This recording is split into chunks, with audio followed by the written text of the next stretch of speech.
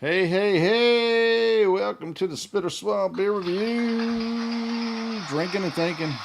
Um, the Shagdog couldn't be with me on this, so that being said, uh, I'm here by myself. So, oh wait a minute, jeez, what the hell? Having so many issues this morning, or this evening, this afternoon. There we go. Boom. Anyway, drinking and thinking. That's what we're doing. Um, Jeez. Let's see here. I got the double cannon, double IPA from Heavy Seas Brewing, 9.5 ABV. I'm just gonna have that to start with my drinking and thinking session. There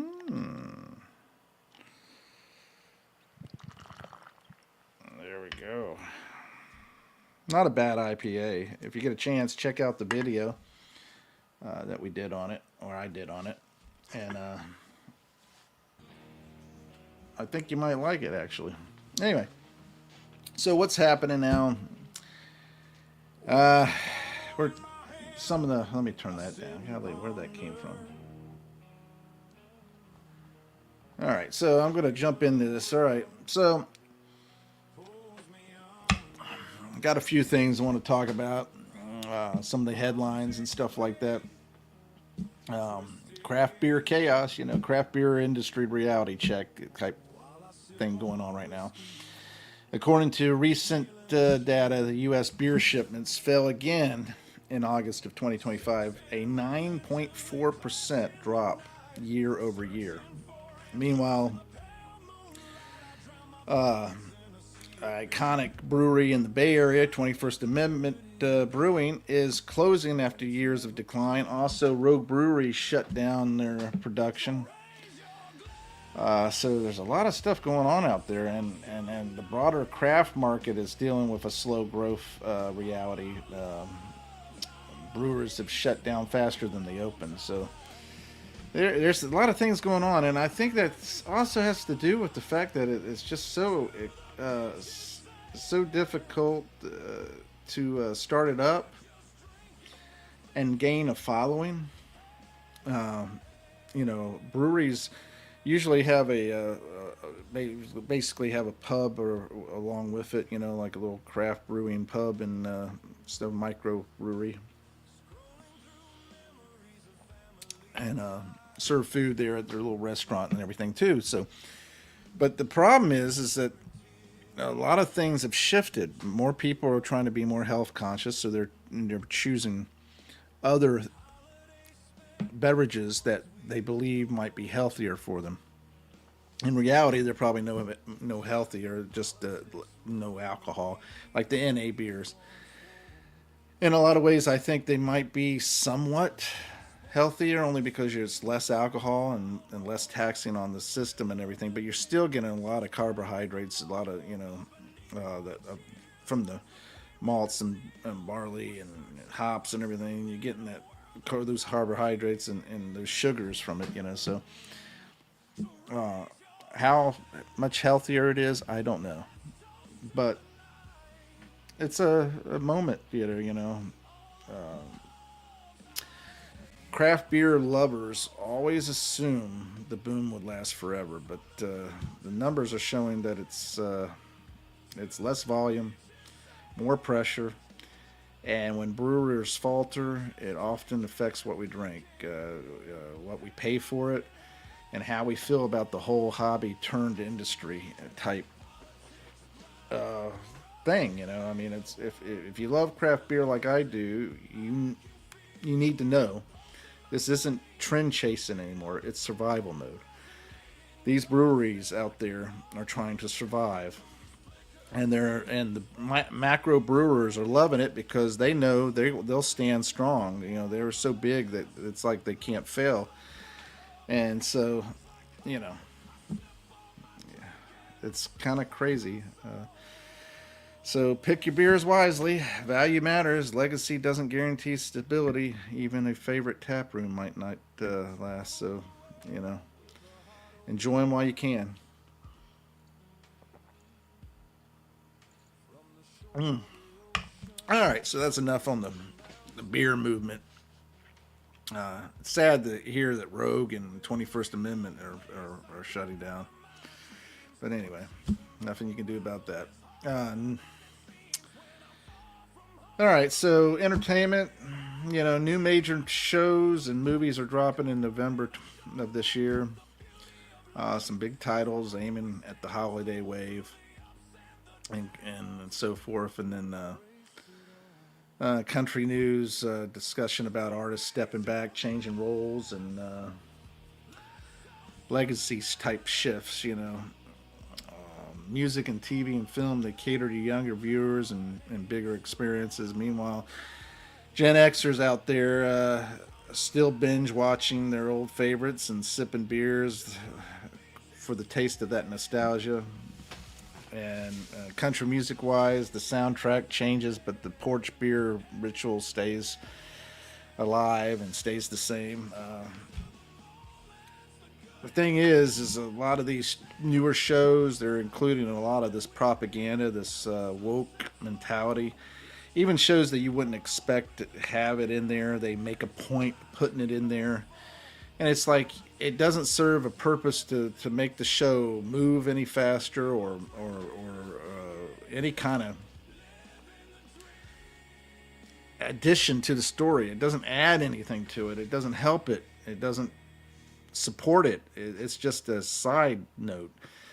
And I can understand if you have a murder mystery and you find out that the woman is having an affair with another woman and everybody thought it was a man and the guy her husband was killed and you suspected her, but then you didn't see that she was having an affair. She was just hanging out with her women friends, and well, you wouldn't think nothing of it, right? Great story, great movie idea, but they don't do that. No. They'll do a story about some craziness and put a gay couple in the mix and everything, and it won't have anything to do with the story or add to it. That right there seems to me that would be a perfect twist at the end. Everybody's looking at the traditional role, boom, boom, boom. Then all of a sudden they find out, no, she was having an affair. She was a lesbo. She was having an affair with another woman. And killed her husband, that kind of thing. That would make more sense to me, but no. Okay, so tariffs, trade policy, it's hurting breweries. Steel and aluminum cans, harder to get and affecting costs. That's popping up. I'm sure that doesn't help a lot of the craft brewers out there, but that adds to it. Pop cultural scandals keep rolling. Crime, home invasions, celebrity drama, entertainment news never sleeps. Politics and pop culture. They're like the bitterness in your beer. You can't ignore it, but you can try to ignore it, but it's still there, Tariffs hit the breweries. Celebrity chaos hits pop culture feed, and Gen X out there are caught in between, remembering mixtapes and having to figure out NFTs, and meanwhile, you're just wanting a cold pint and less stress. And when the world's crazy, your beer doesn't have to be. Use it as an anchor, your anchor, but don't be blind to the ripples, rising cost and the changing culture, your own life changing too, That's the crazy part about it. Vince Gill getting Willie Nelson's Lifetime Achievement Award at the CMA Awards. So that should be interesting. I think Vince Gill, I think he's had a lot of big hits, and he's Lifetime Achievement. I don't know. Maybe I'd give it to Vince Gill. I mean, I think George Strait would probably be more apt to get it, but Vince Gill's had a lot of hits and has several songs that I like by him. So, yeah. Man, there was another thing. I'm trying to find it here that I was talking to Shagdog about earlier. It was, where is it at? Um, I don't know if anybody's into BritBox and watching BritBox and that kind of stuff. I'm not a big BritBox fan or anything like that, but they have some new shows coming. New shows dropping. Blue Lights, Shakespeare and Hathaway, Private Investigators, S5, that kind of thing. They're popping up. Um, like I said, Rogue Brewery, man.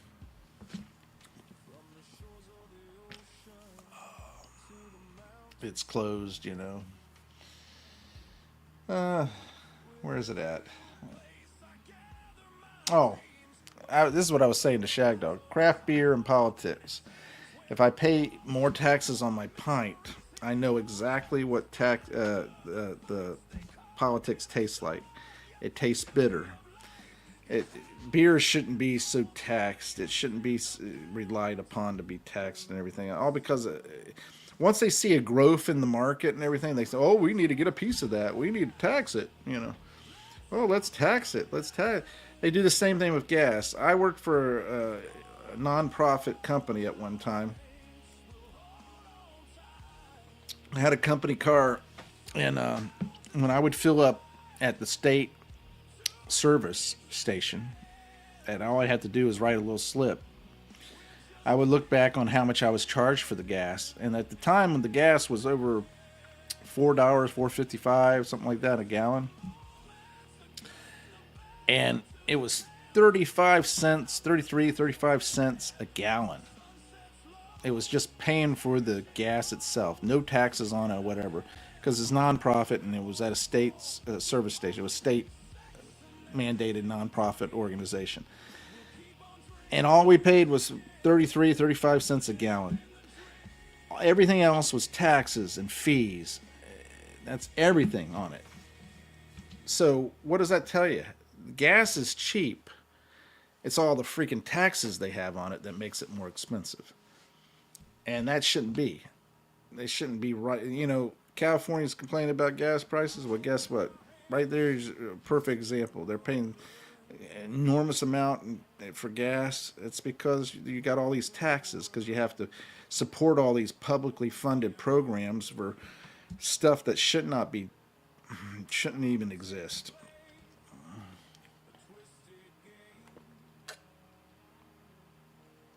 Yeah, it just, I don't know. But that's what I've seen so far. You know, um, I would go into doing like the top 10 Thanksgiving movies and shows and stuff like that, and holidays stuff like that's something that I want to do with Shagdog. We talked about it. We're going to come up with an episode coming soon. That's going to be like the top 10 or top 20 Thanksgiving and holiday movies and our favorite movies and so forth. And hopefully yours too. This is a time to give really a lot of thanks. I mean, thankful that you're alive, thankful that, you know, you're able to still get around, thankful that you got a job, a house, a car, all these things, clothes on your back, food in your pantry and in your fridge. You know, a lot of things bad in the world, a lot of things going on and everything like that. But you have to be thankful for all the good things too, and you got to focus on the positives. There's too much negative out there. It's better to disconnect from the mainstream news and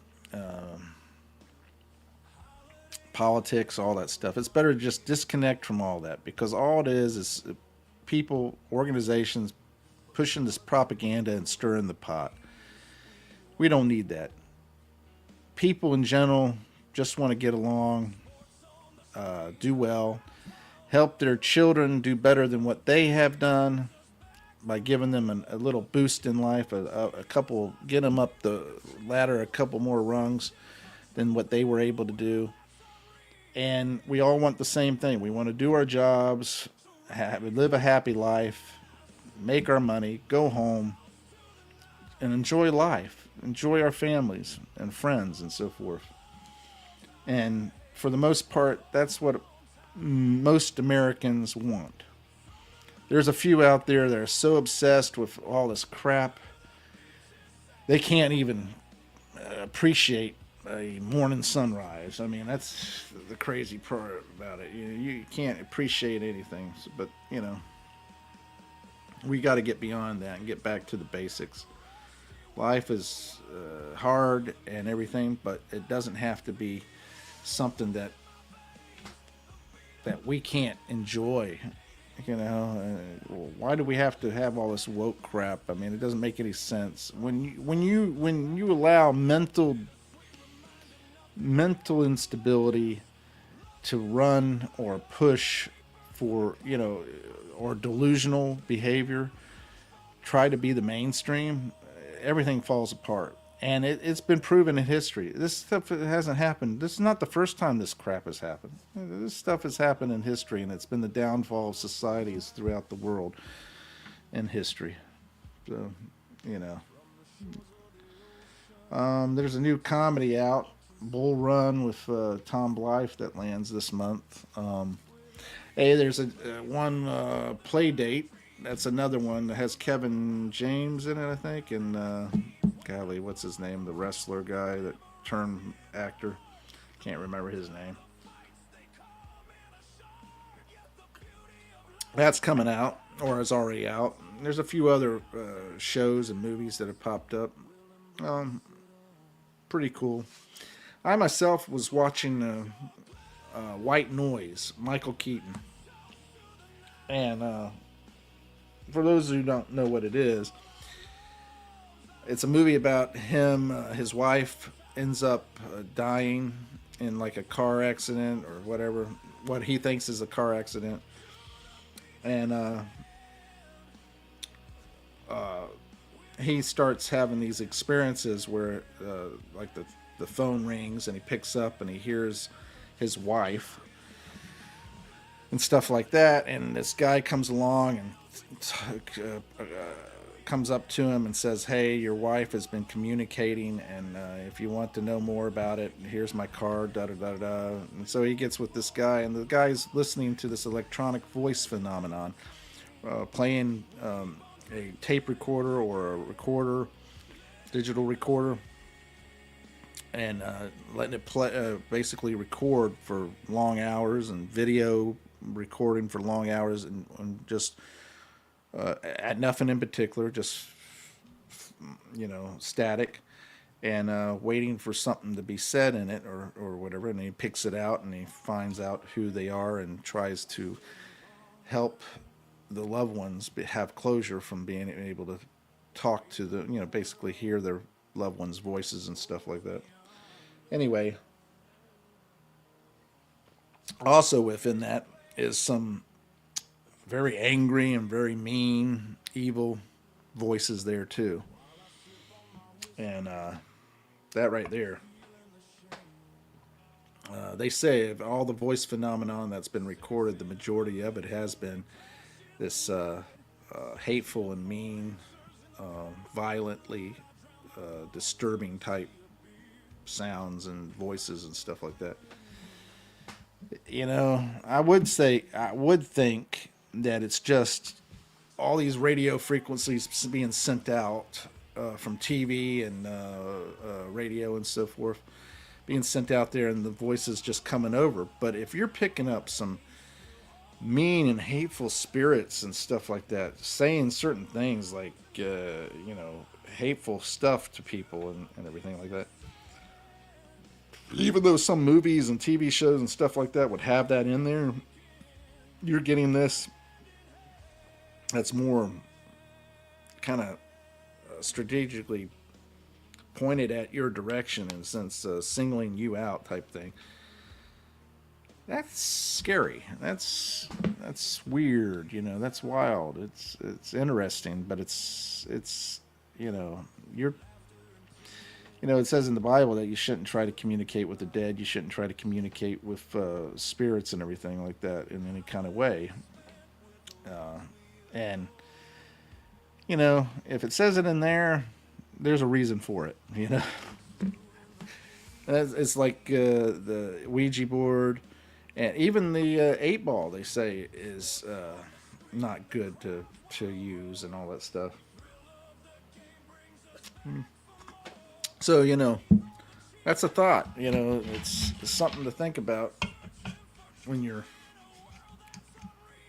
um, looking at this stuff.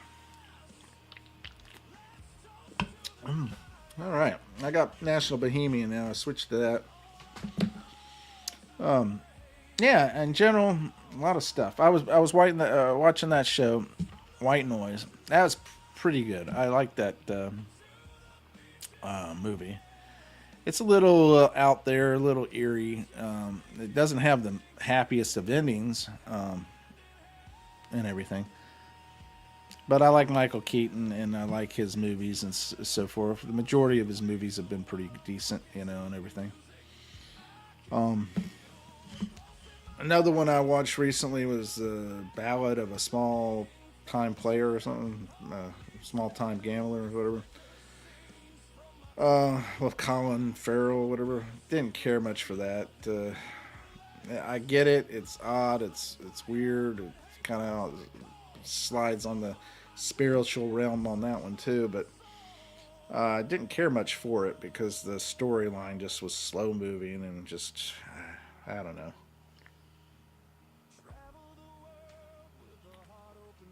Um, what was the other movie I watched? Hmm. I revisited the reboot of Vacation. That was, I'm not. I just don't think you can match Beverly D'Angelo and Chevy Chase. I mean, I don't think there's anybody out there that kind of can fit the stature of them two and what they brought to the movies there. I mean, okay, decent. It seems like everything is like watered down now. It's like it's not as good. It just doesn't. The talent isn't as talented. You know, it's the acting is crappy in comparison. I mean, to when you have watched movies from great movie actors, I mean good movie actors. Now, perfect example: Tom Cruise getting a Oscar.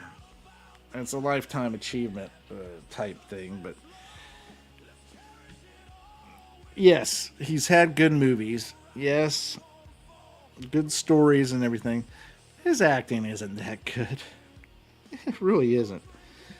He's not a bad actor per se, but it's not the stature of a great actor. He's not that good. In his own mind, he is. I'm sure. In his own mind, he is. But he's not that good. I don't.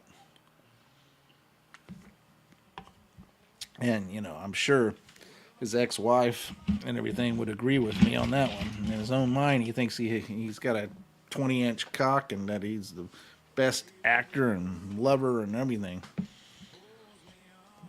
In reality, he's got a micro penis and he hates everybody, I don't know. I don't know.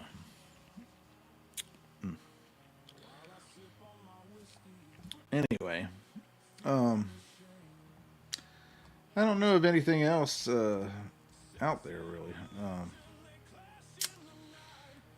Takashi 6ix9's Florida home was stormed by four armed gunmen. His mother was held against her will.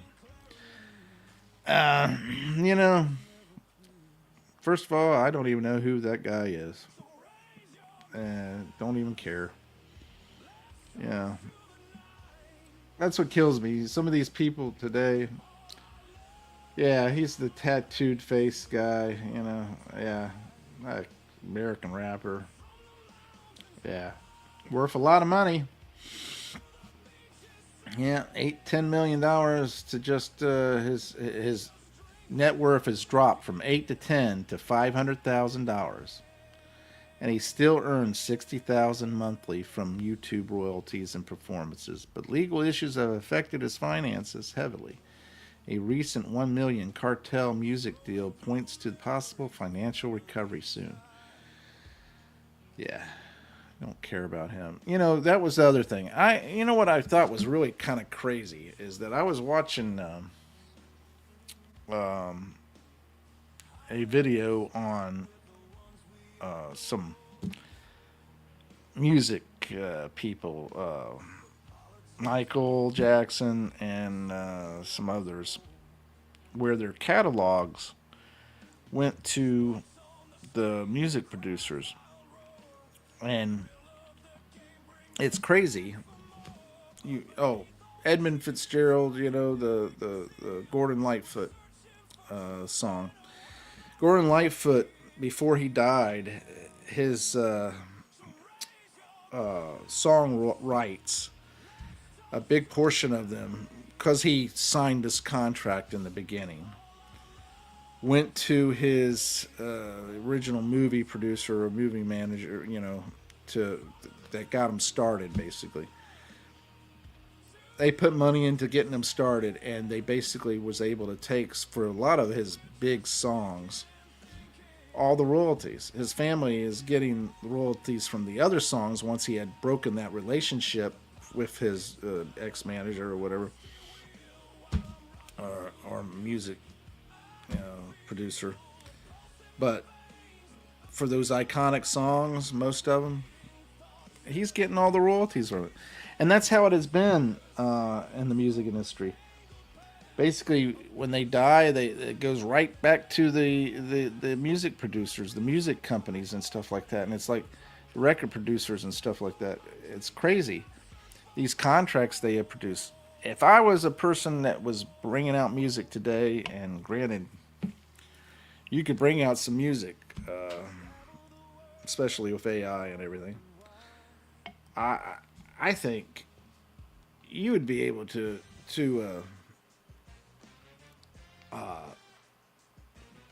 basically get out there on SoundCloud, get out there on YouTube Music, what's that other one? Spotify and so forth.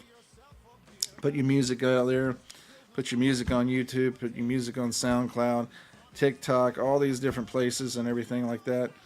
Have it to where people can tap into that. Have your own website even, you know, and so forth. And do without these big music producing companies, you know, the record companies and stuff like that. You don't need them today. You really don't. Granted, you'd have to do most of the work yourself or have somebody do it for you. But you can do it without paying that kind of money out or giving up the rights to your songs and everything. I mean, that's the shame of it. Somebody takes pen to paper and writes a song.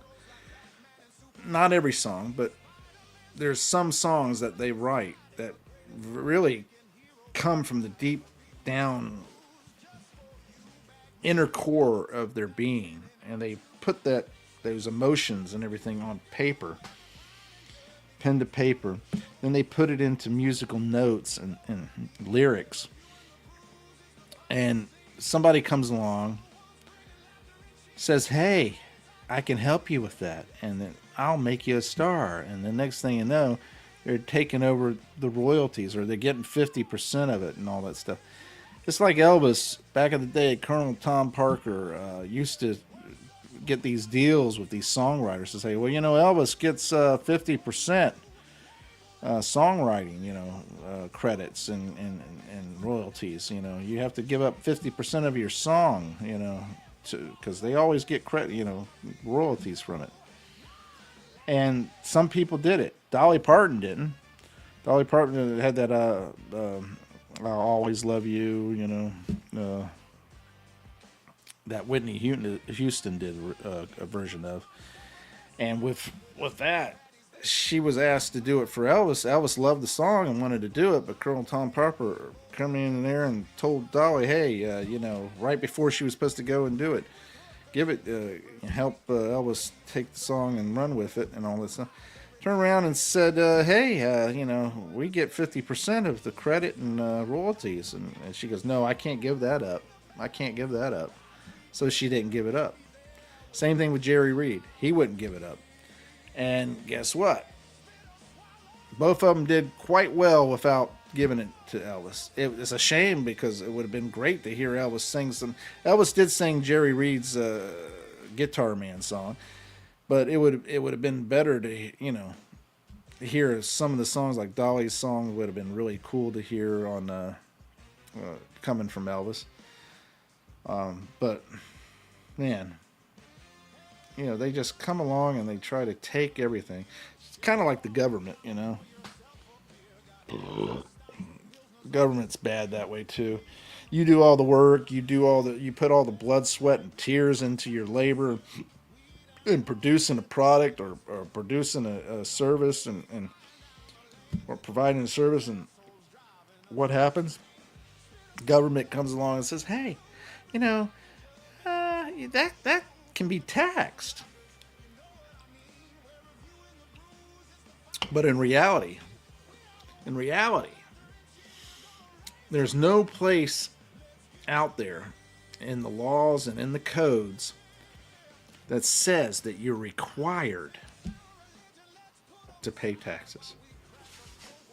Now, it does say if you voluntarily file, then you're required to live up to what you tell them. And so if you voluntarily file for taxes and you say you owe them X amount of taxes and everything from according to what the guideline is, they're going to want you to pay that. And you're legally required to pay it because you voluntarily did it. But in reality, you don't have to. So what does that tell you? Granted, you'll face opposition. You'll have to have a fight on your hands and all that stuff. But it is possible to remove yourself from from paying taxes, filing and paying taxes. It is possible, from what I've learned so far, all these years of finding out, And that's the thing. Granted, you're not going to get the refunds and all that stuff. You'll have to set it up to where you're not paying them so much money in your check. You have to put some way of keeping the money from being paid. Otherwise, they're going to get the money and they're going to save it. They'll take it. You're not going to get a refund. If you're paying more in taxes throughout the year, they'll keep it if you don't file. So you got to make it to where you pay less. And then on top of that, you're going to have to face the opposition if they ever decide to go after you. You're going to have to try to find you a lawyer or support yourself. From what I understand, it's probably better for you to do a lot of research because the lawyers, a lot of them, they're threatened with their licenses and everything like that, where they can't tell you not to pay it, even though legally you might not be required to.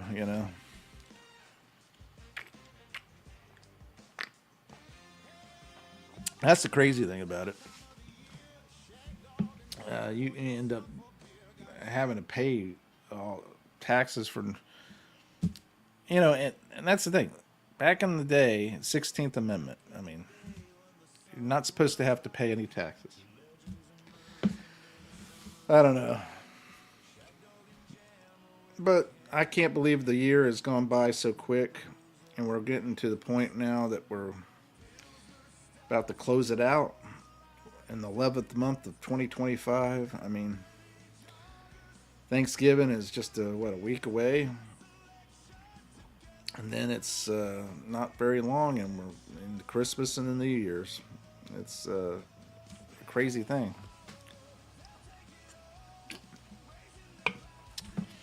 I think that overall, I can remember being a kid and being really excited about Christmas and so forth. Really enjoying it. Thanksgiving and Christmas and everything. Really just enjoying it. And I think a lot had to do with the fact that, yeah, I'm young and, at the time, probably believing in Santa Claus and so forth at the time. But just the fact that you didn't have to go to school, you didn't have to do that. You're enjoying just being free and not having to do anything, and then all the decorations and the lights and all the shows and everything. Now, flash forward 20, 30 years, and I'm working, and I'm able to take almost the whole month of December off. For a long time, not able to. I have to work right through the holidays and everything like that. Crazy part about it. Hated the holidays, didn't like the holidays, thought it was, same day, different story, how can I enjoy the holidays? Can't go to parties, can't go do this, can't do anything. Fast forward 20, 30 years, I'm able to have almost the whole month of December off, and let me tell you, I start to have a renewed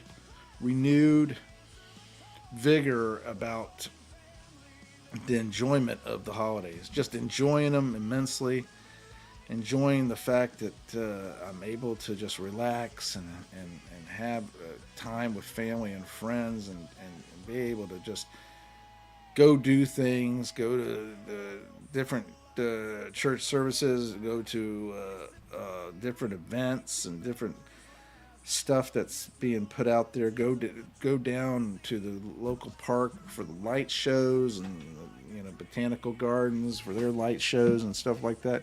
Just enjoying the time of the season, the holiday, and really just enjoying New Year's and everything. To me, it just really makes a difference. And I really hate the fact that they have Black Friday, where all these people that are working these jobs. And granted, I'm glad they have jobs, and I'm sure they're glad they have jobs and everything. But I hate the fact that they're having to go in right after they get go home. We're gonna have, you got 4 or 5 hours where you can celebrate Thanksgiving, and then guess what? I need you to come in that night and start preparing for Black Friday. How ridiculous is that? You talk about pushing consumerism and pushing the commercialism of the holiday season and everything like that, making people blind without realizing it. That's why I liked, in a lot of ways, granted, I hated the fact that so many people died, but I liked the fact that 2020, people really they were forced to refocus their priorities, their belief in what was important to them. And a lot of people realized, hey, you know what? You're working a job, and I'm working a job, and we're paying for daycare, and guess what? We're missing out on this. We're missing out on taking care of the kids. We're missing out on doing this, and we're not getting any further ahead. We're making money, but we're paying an X amount out in daycare and everything like that. How are you getting ahead? How is this any kind of enjoyment? What kind of life is this? And then they start looking at, what can we do from home? How we can make money and all that kind of stuff while we're at home. And next thing you know, people have started home-based businesses and staying at home, not wanting to go to work and everything like that. And I don't blame them.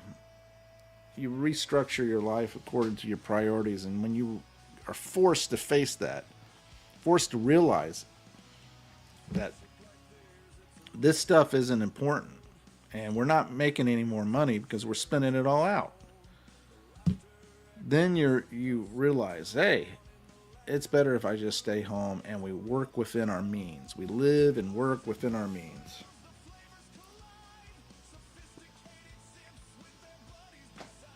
Yeah. I got a couple friends. Shagdog right now is sick. I have another friend that's not doing well. Hopefully he can get better. Hopefully he'll be walking again and everything like that. Pray to God and hope for the miracles. I tried to get in contact with him several times actually, and never once been able to really talk to him and everything. Hopefully I can get a hold of him, and hopefully I'll talk to him soon. But yeah, enjoy and appreciate the time you have, because before you know it, it's over with.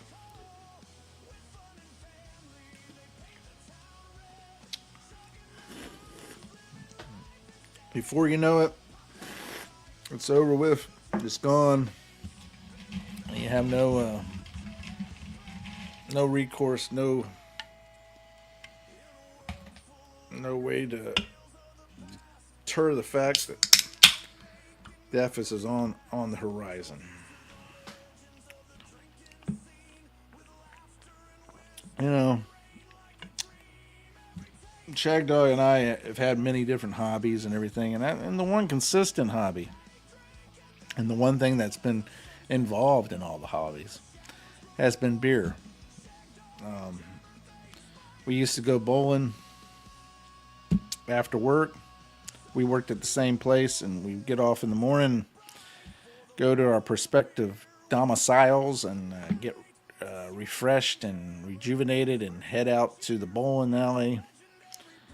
And we would go bowling. We invited several of our friends that we worked with, and people who we were even outside of our work, to where we actually had enough people in the morning to almost start a league.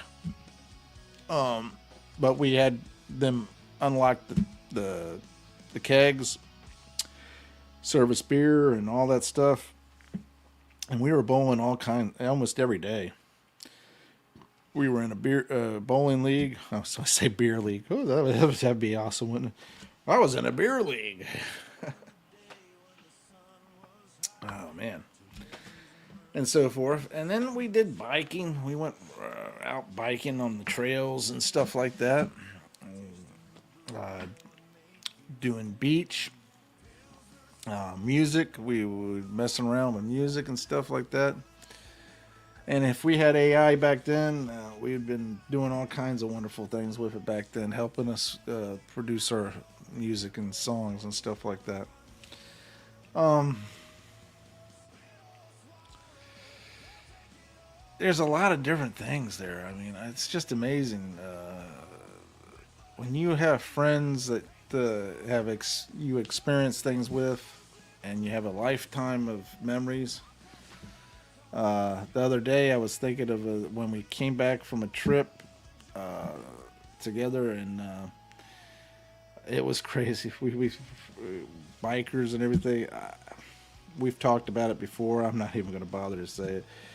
I just had to chuckle and laugh, and I started laughing, and I almost started crying because of how much I was laughing from it. I mean, it was funny, And to talk about the comedic timing. He said something, and I turned around and said something, and we cracked up laughing from it. It was just funny. But, you know, and I think that's the reason why a lot of people, a lot of parents back in the day, and I think the reason why in the Bible it says that you probably should wait until marriage and so forth to have sex and everything, because when you are with somebody, especially a mate, you meet a woman, or for a woman you meet a man. I don't, whatever the others are, I don't care. But you grow with each other. You experience things with each other. You're on the same page with each other throughout life and everything. And you can say looks and all these different things. Yeah, in the beginning they mean a lot. But in the end, none of that means crap. What really means something is that soul connection. If you have that soul connection and you have those shared memories, it's the same thing with friendship, and that's why I mentioned this. It's the same thing with friendship. When you have those people you grew up with, and throughout your life have been involved in your life. I mean, loved ones, family specifically, because they knew you when you were born. They knew if they didn't know you when you were born, they knew you when they were born. From the moment they were born, they knew you all the way throughout their lives. And then when you lose somebody like that, that you shared those memories and everything like that, you know, who's going to remember that? Who's going to share that? Who's going to know that? Nobody will know that. That's why I think that I keep telling Shagdog he should write a book or do a video vlog of all these wonderful memories and everything like that he's had with all his friends and everything like that, so that there's some kind of documented. Um,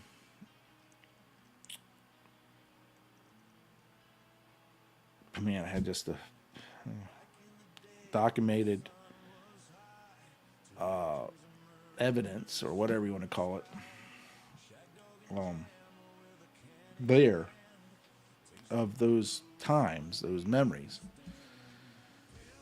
Fun, sad, happy, angry, put it there. Him and his brothers, he shared all that time with him and his brothers. He needs to share that. Same thing with me. I need to share the same thing with my sister and my parents and everything. I need to put that out there. And I need to tell my sister to do the same, because there's things that she remembers that I don't remember. And once they're gone, I mean, who's going to remember what, I don't know.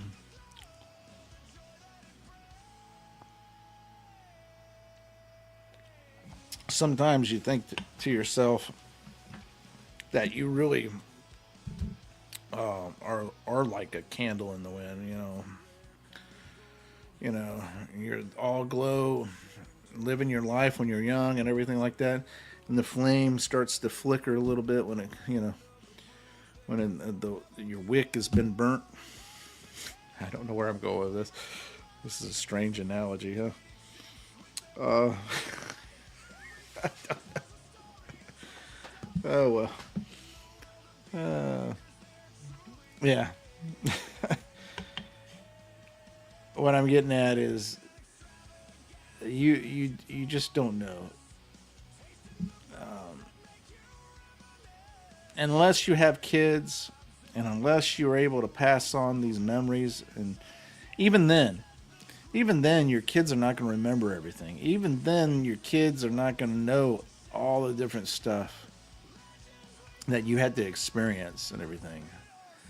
And I think we get blocked by that stuff. Parents and children, we don't want to share certain things, and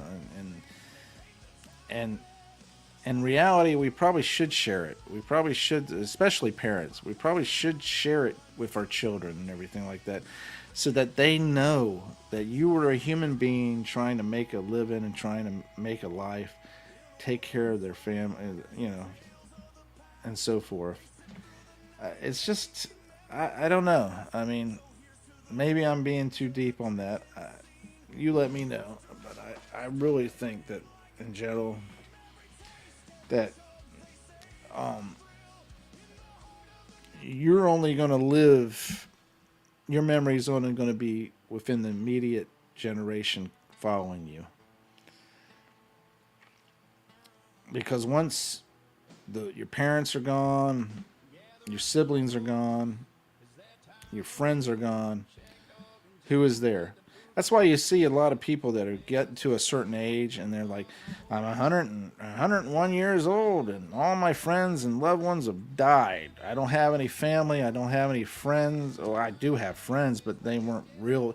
They're the only friends I had in the past 5, 10 years or whatever. All the lifelong friends have passed on. Most of those people that get to a certain age, they just, are welcoming death. They get to a point where they welcome it. They're all alone. Nobody knows who they were. They didn't share anything throughout their lifetime with anybody other than, those people that died,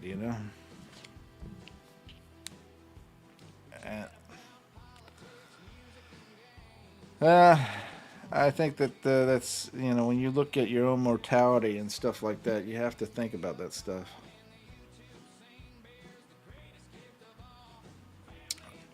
Yeah. family traditions and stuff like that. And the way this country's going now, I mean, I hate to say it, but you're having this influx of Muslim and Hispanic from down south coming into this country, whether it's legal or not. They're coming into this country, and it's changing the makeup of America and the traditions of America. It's already happened in England. England's identity has been completely, basically erased. I mean, you don't have the same type of manners that they used to have over there, and you don't. Before, the English was very, very proper. Very, they had these manners, and they would not be. I mean, that's why in the movie Vacation, the original one with Chevy Chase and Beverly D'Angelo, the first National Lampoon's Vacation, when they went from the first one into the European one, and the European one when they were in England, why that scene where they were basically having the car accident, ran over the bicyclist and all that stuff. The British were so polite and so friendly and everything. Oh, no, no, no, don't worry about that. Don't worry about that. They were being so polite and everything. And, oh, forget it. You know, you're Yank, okay. Oh, just don't worry about it. Da, da, da, da. The reason why they were doing that and everything, because they were so proper. They were so polite and so kind in that regard. You know, they were like, oh, no, don't worry about it. You know, let it go. That kind of thing. Well, that, you know, the national dish isn't fish and chips anymore. It's a curry. Now, granted, you know, that would indicate an influx of Indian, right? But it's not even that, because they've been overrun by Muslims and so forth and everything. And you can call it xenophobia or whatever like that. It's not. It's not. It's just stating a fact. I mean, if you can't state a fact and not be criticized for it, then what the hell? I mean, you know, it's just a fact. Their society has changed, the demographics has changed, and maybe not for the better. You know, they've lost their identity per se.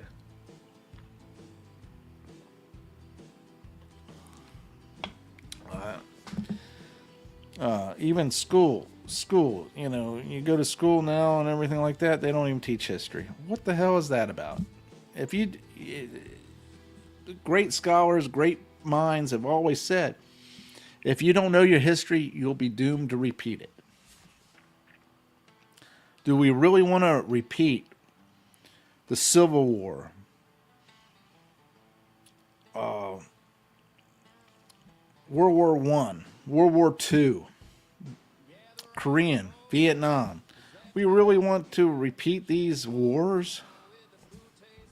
I mean, seriously, is that something we want to do in reality? I don't want to do that. And I don't think most people want to do that. But that's what we're looking at. I think that's the shame of it, you know. And then on top of that, they want to push these agendas, these organizations, these powers that be that want to push these agendas and force this stuff upon people. You know, you talk about this, one of the smallest populations in the demographics of America and everything, getting the biggest voice. I mean, I don't get it. I think everybody should be treated equally, and I think everybody should be treated with respect and be allowed to live their lives. If they want to live their life and they want to do this or that, let them live it. You know, I don't have an issue with that.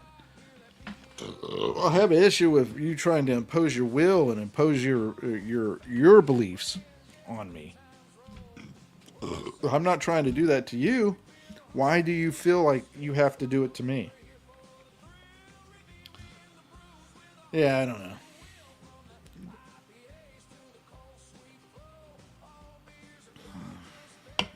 Man. Here's an idea. If there was an age that you could go back to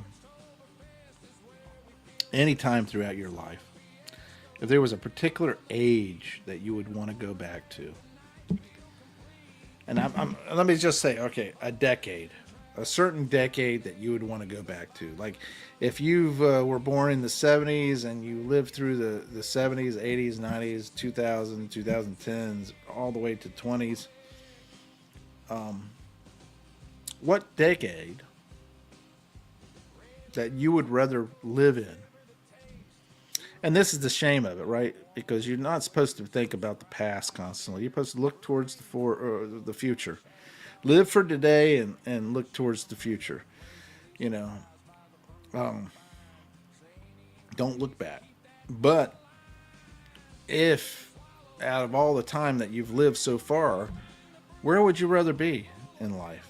If you're not wanting to be where you're at right now, it's obvious something's not right. It's obvious that something is not right because I don't know about you, but I could think of a couple of times, a couple of decades that I would rather live in. I mean, if you went from 75 to 85, I'd be happy. Or even 80 to 90, I'd be happy. Even 85 to 95, I'd be happy. Yeah, the rest of that time, I actually believe that CERN and everything, that theory about CERN and about the whole us being destroyed, basically, and we're in a alternative dimension. I kind of feel it's true. We're right that we're kind of in that category. You know, we're almost in that in a lot of ways. Yeah, that's weird.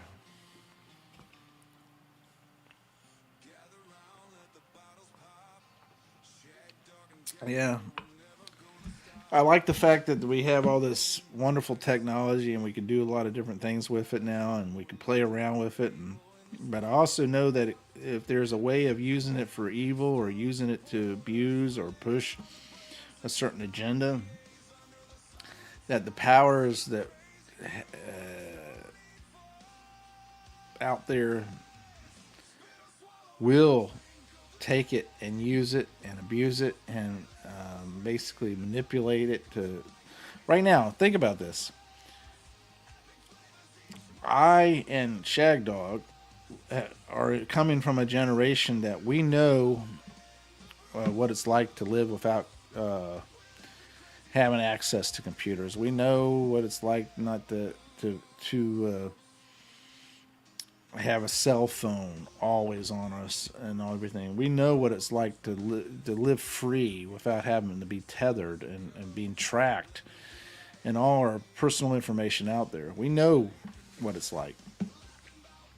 And then you go into this whole time period where you're being tracked, being watched, all that kind of stuff. With all the cameras around and everything now, it's getting worse. But we know what it's like there. And then on top of that, you got AI that can make images of you and make spoof you, deep fakes and so forth like that.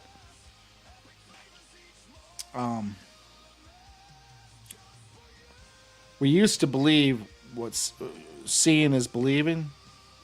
Now you can't believe what you see at all. Because guess what? They can make the voice sound real. They can make the image sound real, and on top of that, make you believe that this person said something or did something, and which they never did or said. And that is scary because now think of all the evil that can come about because of that. If you have an evil mind and willing to do the follow through to do it, you can use it to manipulate and conspire and abuse and get financial gain out of it and everything like that, just by using it, exposing people to it and everything like that. I mean, that's a scary thing, don't you think? Man, I'm going to tell you right now, if you have the ability, you're young and you have the ability to go ahead and start putting money aside, do it.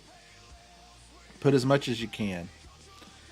Put all you can, because guess what? In the long run, you can be able to retire or go and pursue that dream. Me, when I was growing up in school, we didn't have a lot of different stuff that was available today. Just like my parents, they didn't have a lot. They probably had more actually. They used to do dances and stuff like that. They used to actually get people to dance, teach them to dance, and all that stuff. That's not something we did in school. They didn't have dance class. They didn't have any stuff like that. But just the capability of what you can do with computers today, and the music and the videos and everything that you could possibly do business wise with computers and everything.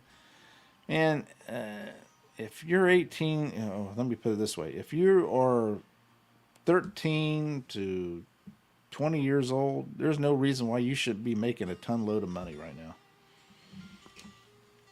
There really isn't. If it's not from gaining followers and views and stuff like that, and getting sponsorships from companies and stuff like that, it should be from being able to create businesses and being able to use it to your advantage, being able to use technology for your benefit and everything. It's a little harder for us older people because guess what? We got lives. We can't just quit our jobs and go spend all our time on the computer. When you're 13 years old, you got school. You may have some extracurricular activities, but for the most part, you just have school. You don't have jobs. If it was me back in the day, I would have used this technology to make money, and I'd be making money. I'd be spending all my time focus on this stuff to make money and everything. And once I was making money, then I would be enjoying, the fact that I was making money. I'd be living life. I would enjoy it because, uh, you know. But when you're an adult, you got time. You got to take time to spend with your family, your friends. You got all the hours you're putting in for work. Then on top of that, you don't feel up to it. But hey, guess what? You got to go to your mother-in-laws or your mothers and do this and that. And you got to take care of this. You got to take care of the kids. You got to go grocery shopping. You got to take care of the car. You got to mow the lawn. You got to do all these different things. When you're a kid, you don't have all that stuff.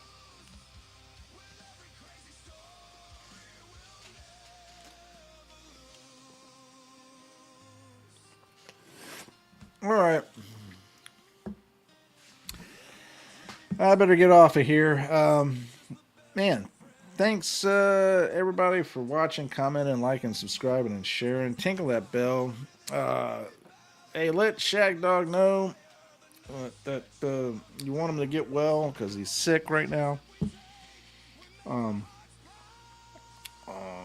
Shout out to everybody out there that's experienced some difficulties in their life. Shout out to all the people out there that are facing some kind of opposition.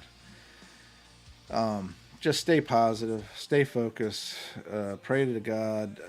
Pray to God that give you strength, power, and the ability to overcome the obstacles of life.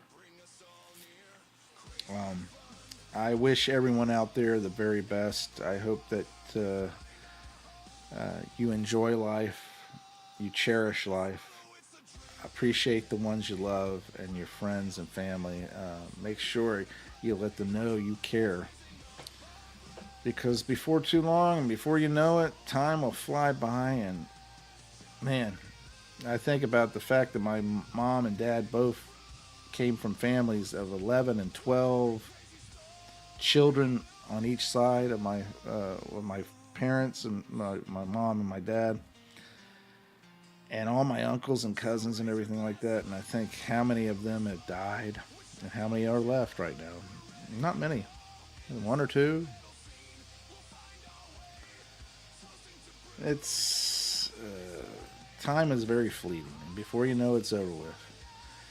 So make sure you really cherish the fact that you're here on this earth and everything about it. Um, Try your very best to embrace life. All right.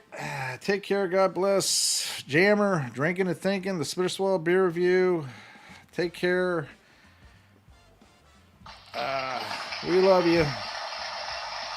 God bless.